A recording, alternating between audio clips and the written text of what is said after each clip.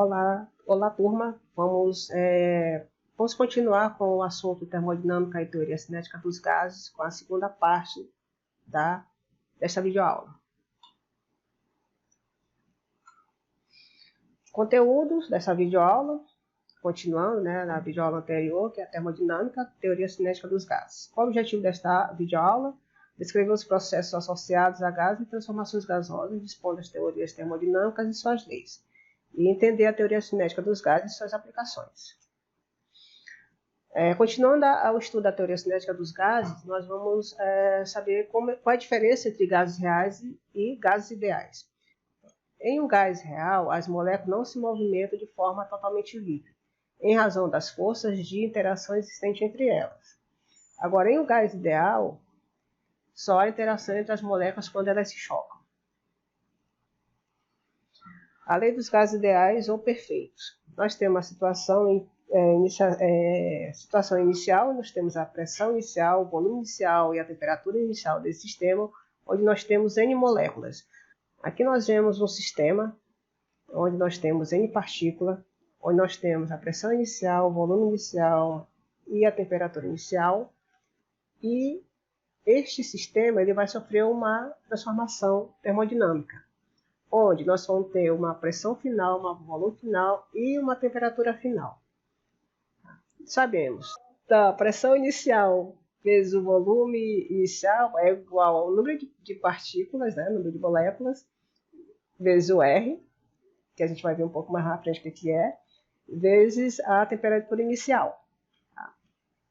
Assim como também a mesma coisa, depois dessa transformação termodinâmica, nós temos que a pressão final é igual ao volume final, que é igual ao NR, vezes a temperatura final.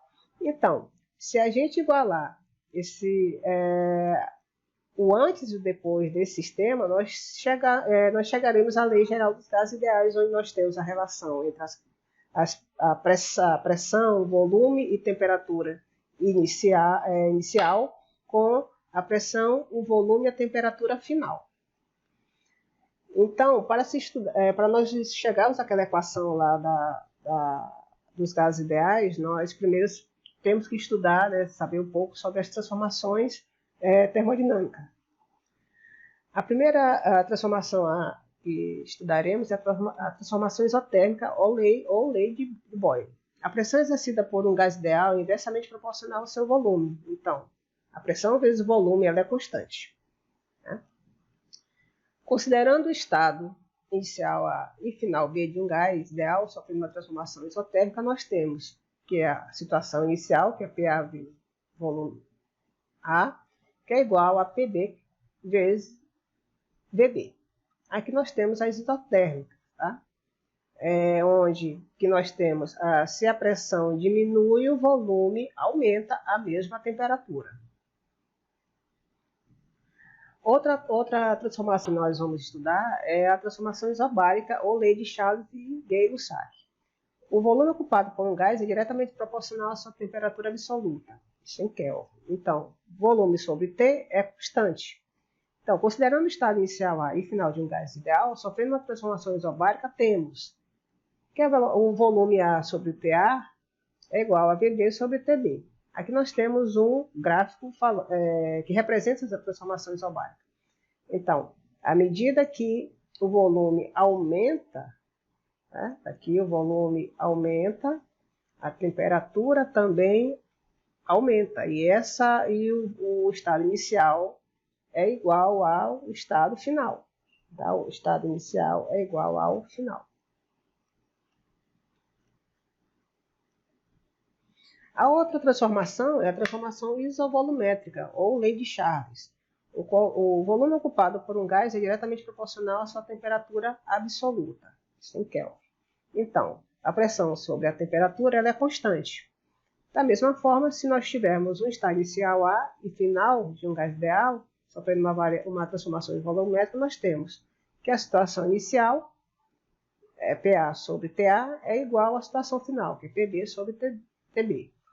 Da mesma forma, nós temos aqui a representação gráfica dessa transformação isovolumétrica. À medida que a pressão aumenta, a temperatura também aumenta. Então, voltando à Lei Geral dos Gases Ideais. É a junção das equações de Boyle, né, que a gente viu, Boyle-Mariotti, e Charles-Gay-Lussac. A lei é válida para um gás cuja massa é constante. Se a massa for variável, essa lei já não serve mais. Já não é mais válida. Então, nós temos que PA vezes GA sobre TA é igual a PB vezes VB sobre TB. E essas duas relações, elas permanecem constantes. Então,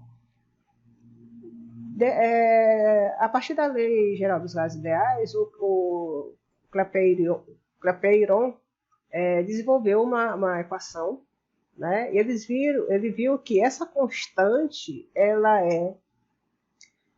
é igual, né, a NR, onde é o número de mols de moléculas e R é uma constante válida para todos os gases. Por isso, R é denominada constante universal dos gases, onde R vale 0,082 atm vezes L sobre mol K. Ou R, que é aproximadamente igual a 8,31 joule por mol K. Agora vamos estudar um pouco da transformação adiabática, que é a última transformação a ser estudada. Consideramos uma expansão adiabática quando o volume aumenta, a pressão diminui e a temperatura diminui. Uma característica fundamental da transformação adiabática é o fato de que, enquanto ela ocorre, não haver troca de calor com o meio ambiente. Ou seja, aqui nós temos uma expansão adiabática, onde nós temos o estado inicial a uma isoterma T1, ou seja, aqui nós temos a mesma temperatura, tá? Ela vai sair de uma temperatura 1 para uma temperatura 2. Então, o que vai acontecer com esse sistema? No momento que ela pula de uma temperatura 1 para a temperatura 2, nós temos uma expansão adiabática, tá? Onde a pressão diminui e o volume aumenta, assim como a temperatura também aumenta. Então, eu não vou desenvolver a equação para chegar na equação da transformação adiabática de um gás ideal, e essa equação é dada por P2V2 gama, que é igual a P1 V1 gama, isso também é constante, onde o gama é Cp sobre Cv. E Cp é a capacidade térmica a pressão constante e o Cv é a capacidade térmica a volume constante. Agora vamos falar um pouco sobre a energia cinética de um gás ideal. Pela equação de Clapeyron, sabemos que PV é igual a nRT. Logo, a energia cinética do gás pode ser dada em função da sua temperatura. Assim, né, a gente pode escrever que a temperatura cinética de um gás ela é igual a 3,5 de nRT. E esse 3 significa que para cada modo de vibração nós temos uma energia cinética. Né? Então, por isso que é 3,5 de nRT, onde N é o número de mols do gás e R é a constante universal dos gases ideais, que vale 8,31 joule por mol K. Isso aqui, no caso 3, são 3 modos de vibração, né? E quem vai ser a velocidade média das moléculas de um gás ideal? Sendo o número N de mol do gás a razão entre sua massa N e sua massa molar N, escrevemos a energia cinética do gás. Que é a energia cinética lá na nossa mecânica? É massa vezes a velocidade ao quadrado sobre 2. E quem é a energia cinética de um gás ideal é 3,5 de M,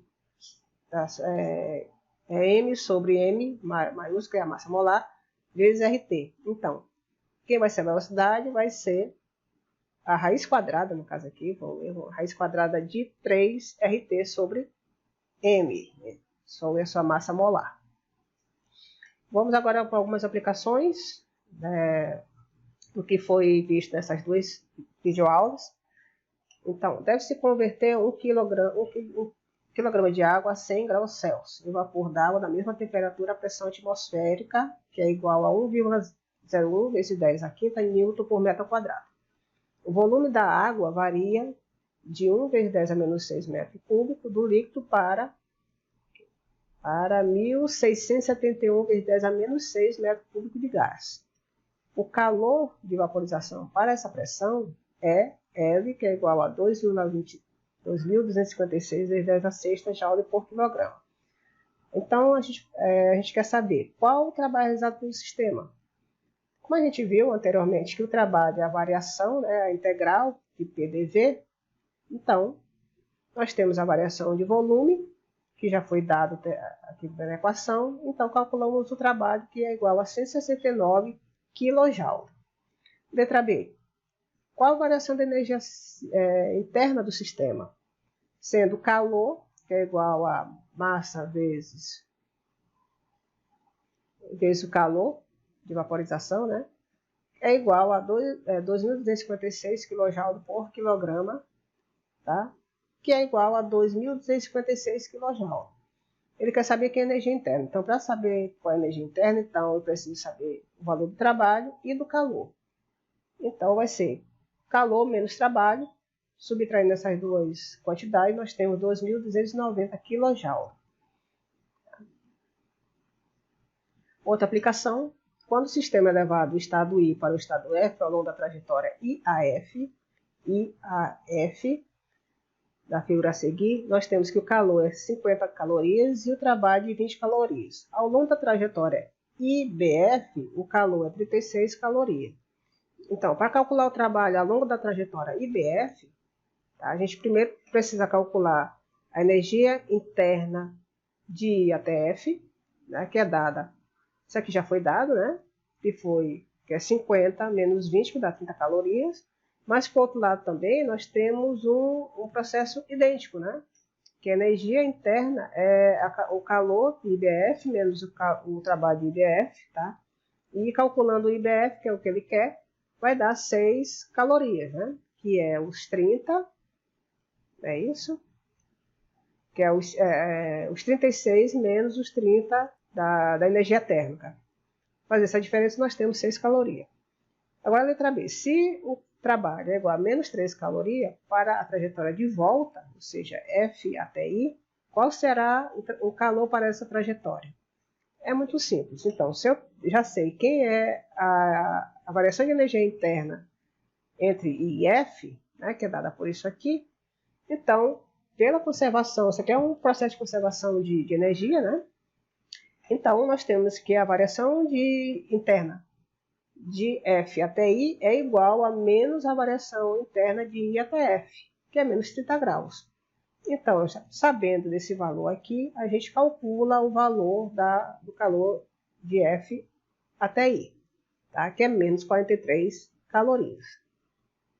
Uma outra aplicação, considere que 200 joules de trabalho são realizados sobre o sistema e 70 calorias de calor são extraídos dele.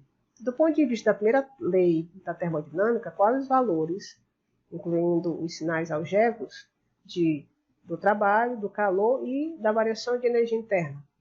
Então, pela solução, de acordo com a convenção adotada, do livro do Halliday e Resnick, trabalho realizado sobre o sistema é negativo e o calor que sai do sistema é negativo, da forma da primeira lei ser a variação de energia interna é Q menos W, como a gente viu, né? Então, se a gente pegar Q menos T, nós teremos menos 200, o trabalho é igual a menos 200 joules. Tá? A letra B. A letra B, o calor é menos 70 calorias. E se a gente transformar em joule, é menos 293 calorias. É negativo porque é o calor extraído dele, né? Então é menos 70 calorias. E quem é o C? O C, ele está pedindo a variação de energia interna. Então, se eu tenho calor e tenho trabalho, então fazendo as operações, nós temos que a variação de energia interna é aproximadamente igual a menos 93 joules. Uma outra aplicação, uma máquina de Carnot tem uma eficiência de 22%. Ela opera entre reservatórios térmicos cuja temperatura difere por 75 graus. E a pergunta é, quais são as temperaturas dos reservatórios? Então, as temperaturas dos reservatórios quente, que é TQ, e frio, TF, são obtidas por meio da eficiência da máquina de Carnot, como a gente viu anteriormente. Então, fica a temperatura Q menos a temperatura F é igual à temperatura Q, do reservatório quente. Então, se ele já deu a eficiência, então vamos calcular a temperatura do reservatório quente, que é de 340 Kelvin. Tá? Então, se eu já tenho o TQ, eu calculo agora quem é TF. Então, TF é igual a 270 kg, Kelvin, desculpa. A temperatura final, a temperatura na reservatório frio é aproximadamente igual a 270 Kelvin. E 75 Kelvin, tá? É a variação de temperatura que ele deu. Bom, então, a partir dessa variação, a gente tira TF. Observando que tudo é em Kelvin. Mais uma aplicação, sabendo que PV elevado a gama, que é uma constante para o processo adiabático, faça uma estimativa do valor desta constante para o processo adiabático envolvendo exatamente 2 mol de um gás ideal que passa durante o processo por um estado onde a pressão é igual a 1 atm e a temperatura é igual a 300 K. Considere um gás diatômico cujas moléculas apresentam rotação, mas não oscilem. Então, para um gás ideal diatômico, que apresenta rotação sem oscilação, possui o gama igual a esses valores, que CP é 7,5 de R e o CV 5,5 de R. Então fica 7 sobre 15, né? Ou 7 sobre 5, desculpa. A constante V elevado a gama valerá, né, pela equação do processo adiabático, nós vimos, tá? A gente calcula, coloca todos os valores que a questão já deu. Nós temos que essa constante, né, que esta quantidade, ela é aproximadamente igual a 1.500 Newton metro ao quadrado. Então, encerramos mais uma aula, mais um tópico dessa unidade 4, cujas referências nós temos o Halliday, o Buchenzweig, o Tipler, o Chaves, o Sears, o Cirway, o McKelvin, o Bauer, o Keller e o Knight. Na vida, nada deve ser temido, apenas compreendido. Marie Curie. Bons estudos e até o próximo tópico.